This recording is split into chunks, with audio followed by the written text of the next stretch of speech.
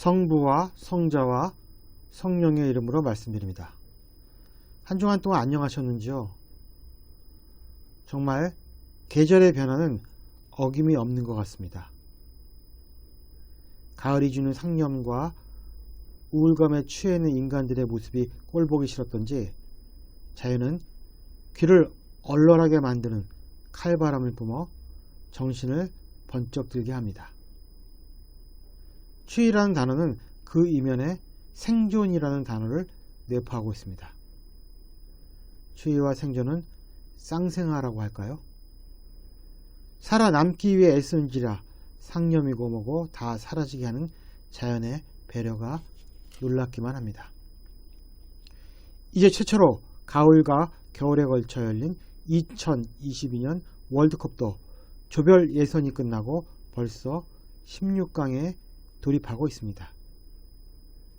귀가 후 TV를 켜면 세계적인 탑 플레이어들이 전 인류의 무료함을 달래기 위해 열심히 뛰고 있다는 착각이 들게 하는 시간이 계속되고 있다는 것입니다.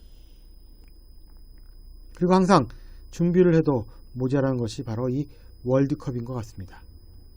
매번 아쉬움이 남지만 그래도 우리에게 큰 기쁨과 즐거움을 준 우리나라 축구 선수들에게 진심 어린 격려와 더불어 심심한 감사를 표합니다.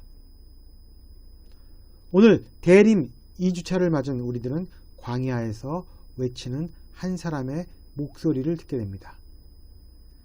그 역시 대부분의 사람들처럼 여러 사연을 지니고 살았던 사람이었으나 그 사연을 괄호 안에 넣은 채 사람들에게 오직 소리로만 기억되고 싶었던 이였습니다. 광야에서 외치는 이의 소리가 들린다. 너희는 주의 길을 닫고 그의 길을 고르게 하라. 오늘 우리가 입당 성가로 불렀던 요단강가 세례 요한은 처연함이 느껴지는 단조풍의 성가인데 왠지 이 곡절은 세례 요한이 지상에서 겪었을 짧지만 강렬했던 그의 삶을 잘 반영하는 것 같았습니다. 세례 요한은 레이지파의 제사장이었던 지가리아의 누뚱이 아들이었습니다.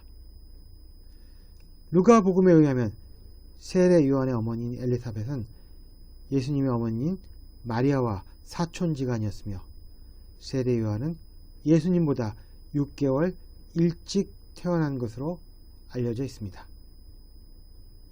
세례 요한 역시 예수님처럼 어떤 과정을 거쳐 성장했는지 알려진 바가 없습니다. 오늘 복음에서 보듯이 느닷없이 광야에 나타난 세례 요한은 사람들을 향하여 이렇게 외칠 뿐입니다. 회개하여라, 하늘나라가 다가왔다.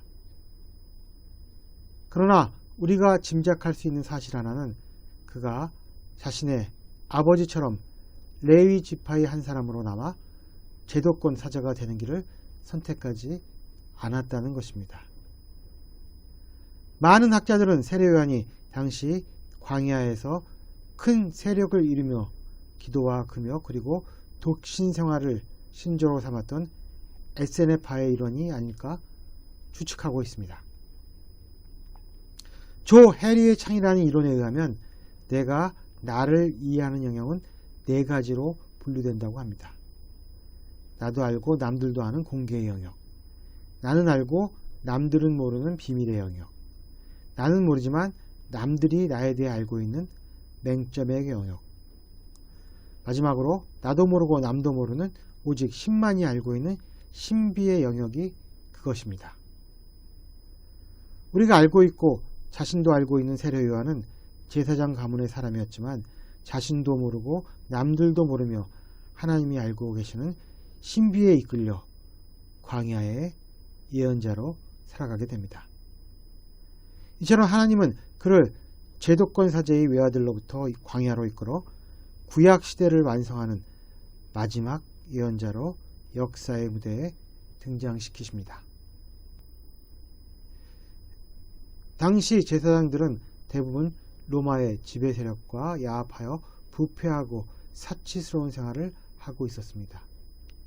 이러한 부패와 사치 그리고 탐욕과 비굴함 속에서는 주의 길을 예비할 수 없기에 결국 하나님께서는 세례 요한을 그들로부터 분리해 내신 것입니다. 그래서 누가복음 1장 17절에는 세례 요한을 구약시대 최고의 예언자인 엘리야와 견주어 엘리야의 정신과 능력을 가지고 주님보다 먼저 올 사람으로 소개하고 있습니다. 그리고 그의 임무는 아버지와 자식, 즉 하나님과 인간을 화해시키고 거역하는 자들에게 올바른 생각을 하게 하여 주님을 맞아들일 만한 백성이 되도록 준비하는 일이었습니다. 당시 유다인들 사이에서는 죽지 않고 하늘로 올라갔던 엘리야가 메시아 출현 이전에 다시 재림할 것이라는 믿음이 있었습니다. 이에 따라 세례 요한이 엘리야의 재림이라고 믿는 사람들이 많았으며 그의 복장 역시 엘리야의 것과 유사하다고 학자들은 말하고 있습니다. 엘리야의 이미지를 덧쓰고 나타난 세례 요한은 사람들이 익히 알고 있었으나 경험하지 못했던 예언자적 진정성을 뿜기 시작했으며 그 진정성은 이스라엘 각지의 사람들로 하여금 요르단 강에 있는 그에게 와서 자신의 죄를 고백하고 세례를 받도록 만든 것입니다.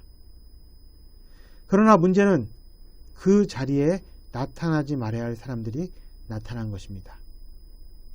그들은 바리사이파 사람들과 사두가이파 사람들이었습니다. 그들이 수치심이 무엇인지 알았더라면 나타나지 말았어야 합니다. 그러나 하느님으로부터 큰 능력을 받은 예언자의 권능을 경험하고 싶었던 유혹과 심판에 대한 공포가 그들의 수치심을 이겨내지 못했습니다.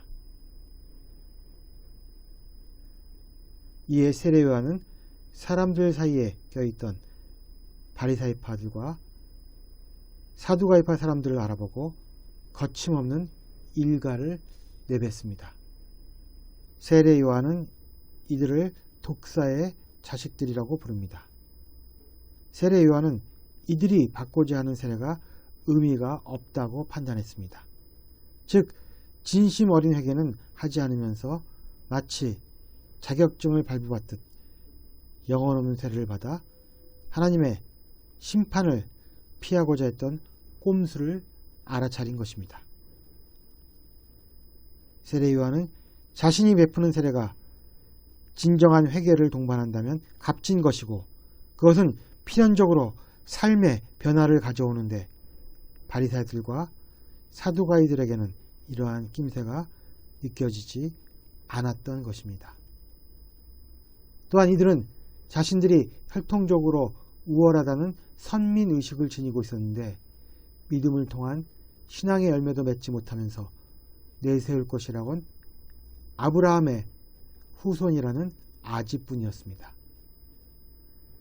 세례 요한은 바리사이들과 사두가이들이 집착하는 선민의식이 지금의 시대에는 별 의미가 없음을 하나님께서 이 돌들로도 아브라함의 자녀를 만들 수 있다는 돌직구 화법을 통해 드러냅니다.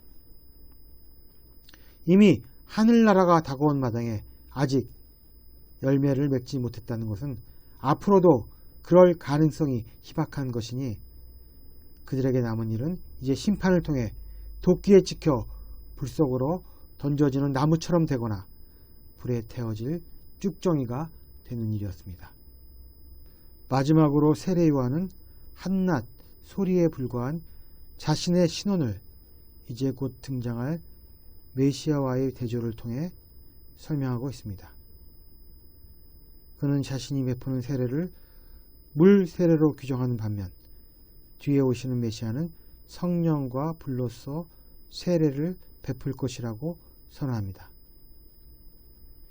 자신이 베푸는 물 세례가 회개를 목적으로 한 것이었다면 성령과 불로 세례를 베푸는 것은 불을 통해 죄를 태우고 또 성령을 통해 새로운 생명을 창출하며 종국에는 다가올 최후의 심판을 이기게 하는 세례였던 것입니다. 또한 세례 요한은 자신이 그분의 신발을 들고 다닐 자격조차 없는 사람이라고 말합니다. 그가 이렇게 말한 이유는 신을 드는 일은 당시 노예나 종의 임무이자 표식이었기 때문입니다. 세례 요한은 장차 오실 분에 비하면 자신은 종으로도 가분한 그저 낫싱에 불과하며 그분은 흥해야 하지만 자신은 쇠락하는 것이 마땅한 존재였습니다. 이제 그분은 손에 키를 드시고 알곡과 쭉정이를 걸으실 것입니다. 그리고 불을 사용하여 그 쭉정이들을 태우실 것입니다. 오늘 복음에서 불은 3번이나 등장합니다. 즉 최후 심판의 수단이 불임을 알 수 있습니다. 그분의 소리로 자신을 낮춘 세례 요한은 자신의 소명이 인간에 대한 철저한 심판을 전하는 것으로 믿었습니다. 그래서 세례 요한에게는 회개가 가장 중요한 주제였습니다. 뒤에 오실 분도 물론 사람들의 회개를 촉구하지만 그보다 더 중요한 것은 하느님 나라의 도래라는 복음의 선포였습니다. 요한은 철저한 심판자로서의 메시아를 그려냈지만 뒤에 오신 예수는 엄격한 심판자가 아니라 인간에 대한 자비가 넘치는 구원자였던 것입니다. 따라서 세례 요한은 그분이 오시기 전에 사람들에게 심판을 통한 경각심을 불러일으킴으로써 자신의 말대로 소리의 역할을 잘 수행하고 적들에 의해 비참한 죽음을 맞게 됩니다. 우리는 세례 요한의 선포를 통해 우리 역시 통렬한 반성과 회개가 필요하다는 사실을 납득하게 됩니다. 우리가 만일 우리를 세례 요한처럼 단련시킬 수 있다면 주님이 주시는 불과 성령의 세례는 우리의 돌같이 차고 이기적인 마음을 뜨겁게 하는 구원의 세례가 될 것입니다. 성부와 성자와 성령의 이름으로 말씀드렸습니다. 아멘.